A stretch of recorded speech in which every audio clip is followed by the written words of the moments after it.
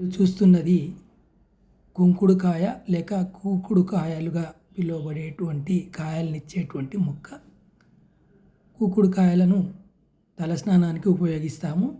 కూకుడుకాయల యొక్క పైపొరను దంచి వేడి నీటిలో వేసి షాంపూ వలె తయారైన తర్వాత తల శుభ్రపరచడానికి ఉపయోగించడం చేస్తాం.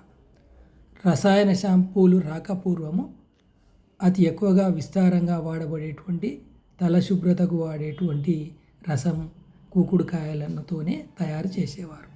కాయలను చూడవచ్చు, గుండ్రటి కాయలు ఉంటాయి. పైపొర ఎండి గట్టిగా మారుతుంది, లోపల నల్లటి గట్టి గింజ ఉంటుంది. తల వెంట్రుకలను రక్షించడంలో కూకుడుకాయల పాత్ర చాలా అధికం.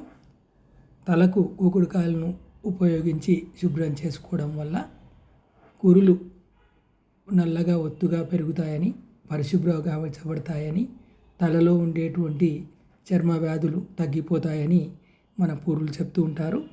షాంపూలు వచ్చిన తర్వాత కూకుడుకాయల యొక్క వాడకం కొంచెం తక్కువైనప్పటికీ కూకుడుకాయల రసం వాడడం అనేటువంటిది ఆరోగ్యానికి చాలా మంచిది.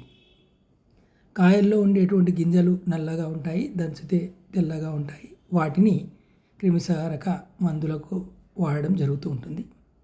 కలప కూడా గట్టి కలపనిస్తుంది. ఒక్కసారి చెట్టును నాటితే అనేక సంవత్సరాలుగా వృక్షంగా ఎదుగుతుంది. మీరు చూస్తున్నటువంటి చెట్టు కూడా 25 సంవత్సరాల పైబడినటువంటి చెట్టు. విపరీతమైన కాయలు ఇవ్వడం దీని యొక్క ప్రత్యేకత. ప్రస్తుతం వాణిజ్యంగా కూడా కూకుడుకాయలను పెంచుతూ వ్యవసాయదారులు లాభపడుతున్నారు. పెరట్లో కూడా పెంచుకోనవచ్చు.